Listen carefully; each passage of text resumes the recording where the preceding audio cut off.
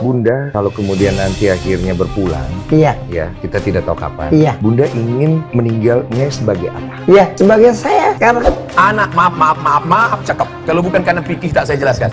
Manusia yang lahir kelaminnya dua, itu namanya khunsa. Ada itu. Mungkin waktu hidup kita tak tahu. Pas nanti memandikan jenazahnya baru tahu. Rupanya dia khunsa. Jelas. Sedangkan bencong bukan khunsa. Bencong ini adalah laki-laki. Beliau kan terlahir sebagai laki-laki. Kemudian operasi transgender menjadi seorang perempuan. Nah, bagaimana kalau kondisi seperti ini?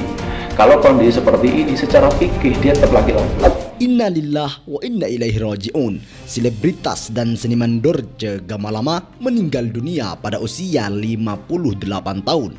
Kabar ini datang setelah seleb senior serba bisa itu dikabarkan sakit selama beberapa waktu terakhir.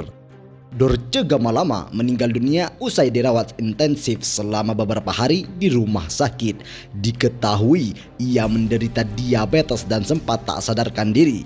Selain diabetes, Dorce Gamalama juga mengidap sakit batu ginjal pada 2019.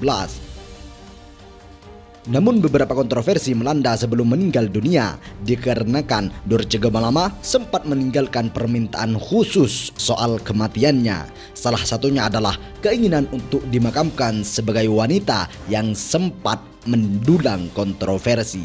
saya bilang kamu jangan sakitin mama karena umur mama nggak panjang. Karena saya kan punya kafan sendiri. Ya. Saya punya kuburan sendiri. Apakah Udah disiapkan sendiri, iya, Bunda? saya punya sendiri. Ini ada satu pertanyaan tapi agak kontroversi. Tapi kalau Bunda tidak mau jawab, jangan dijawab. Boleh. Bunda, kalau kemudian nanti akhirnya berpulang, Iya. ya, kita tidak tahu kapan. Iya. Bunda ingin meninggalnya sebagai apa? Iya, sebagai saya sekarang. Berarti sebagai Iya. Bunda sekarang. Karena saya memang after of fashion, Iya. saya perempuan. Ya. Ya, saya punya kelamin perempuan. Iya. Ya, mandikan saya dengan pakaian perempuan. Sebagai seorang wanita utuh. Karena saya kan nggak pakai jas. Iya. Saya kan nggak pakai baju pengantin. Yes. Jadi kan pakai kafan. Iya. Gitu. Oke, itu berarti akan diingat semua orang. Ya? Iya. Oke, itu keputusan dari Bunda. Harus. Dan kita harus hargai. Harus. Hargai. Iya. Siap, Bunda. Iya.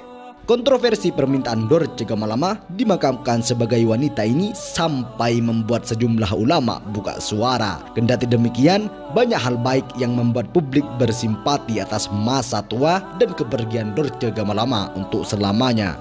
Dorce mengatakan sudah mempersiapkan kain kafan sendiri. Ia juga memilih kuburan yang jadi tempat peristirahatan terakhirnya nanti.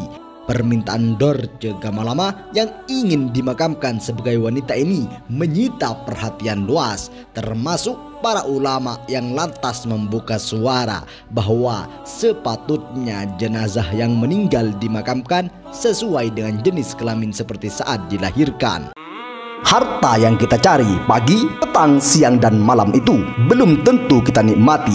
Maka salah satu investasi akhirat sampai ke alam barzah kita adalah pembangunan pondok pesantren. Di antaranya yang terpercaya, pembangunan pondok pesantren Gunung Pandak Malang. Rekening wakafnya BSI 7181981851 atas nama Pondok Pesantren Gunung Pandak. Jangan lupa kontak konfirmasinya 0822 2847 0705. Berkah rezekinya, anaknya anak soleh soleha menjadi penghafal Al-Quran dan negeri ini menjadi baldatun thayyibatun wa rabbukal ghafur. Pahala terus mengalir meski umur kita telah berakhir. Anak, maaf, cakep. Kalau bukan karena fikih tak saya jelaskan. Manusia yang lahir kelaminnya dua, itu namanya khunsa. Ada itu. Mungkin waktu hidup kita tak tahu. Pas nanti memandikan jenazahnya baru tahu. Rupanya dia khunsa. Maka kalau kejadian macam ini dibawa ke dokter, nanti dokter akan bertanya. Setelah diakil balik, mana yang lebih cenderung? Ternyata maaf cakap dia haid, menstruasi. Maka kelamin laki-lakinya dipotong, dioperasi, maka dia menjadi perempuan. Ternyata dia tidak haid dan gayanya macam laki-laki, maka kelamin perempuannya dijahit dan dia menjadi laki-laki. Ini dibahas dalam fikih, namanya bab khunsa. Jelas. Sedangkan bencong bukan khunsa. Bencong ini adalah laki-laki. Definisi laki-laki itu apa? Man lahu zakarun fahuwa muzakkarun. Siapa yang punya zakar maka dia laki-laki, baik hidup maupun mati. Nah, yang saya dengar tentang Bunda Dorce ini, kalau beliau dulu, yang saya dengar ya, sepengetahuan yang saya tahu, beliau kan terlahir sebagai laki-laki, kemudian di operasi transgender menjadi seorang perempuan. Nah, bagaimana kalau kondisi seperti ini? Kalau kondisi seperti ini, secara fikih dia tetap laki-laki. Secara fikih dia tetap laki-laki. Artinya pengebumiannya yang sepanjang yang saya tahu, pemakamannya, yaitu tentunya kembali ke kodrat asal dulu dia dilahirkan. Artinya kalau beliau dulu dilahirkan dalam keadaan laki-laki, ya kalau bahasa pesantrennya itu yang bagi sebaiknya sayugyanya itu juga dimakamkan dalam keadaan laki-laki. Jadi ada perbedaan yang cukup signifikan umpamanya antara laki-laki dan perempuan soal kain kafan, perempuan jauh lebih banyak. Kemudian soal sholat jenazah, niatnya dan lain sebagainya. Ini kan tentunya berbeda. Ini berbeda. Jadi kalau saya kecenderungannya siapapun yang lahir sesuai dengan jenis kelaminnya, ya itulah cara dia dimakamkan. Berarti tidak diperbolehkan ya? Ya secara fikih saya pikir tetap kembali kepada kodratnya. Kodratnya dia laki-laki, ya dimakamkan dia laki-laki. Mungkin orang bilang kan dimakamkannya sama ya, beda wong. Dari jumlah kain kafannya aja laki-laki dan perempuan kan beda. Nah, berapa lapisnya kan beda. Terus kemudian soal niat sholatnya, sholat niat jenazah perempuan dan laki-laki kan juga beda. Doa berdoanya umpamanya, kalau laki-laki menggunakan domirhu Allahumma gfirlahu, kalau cewek menggunakan kalimat ha Allahumma gfirlaha.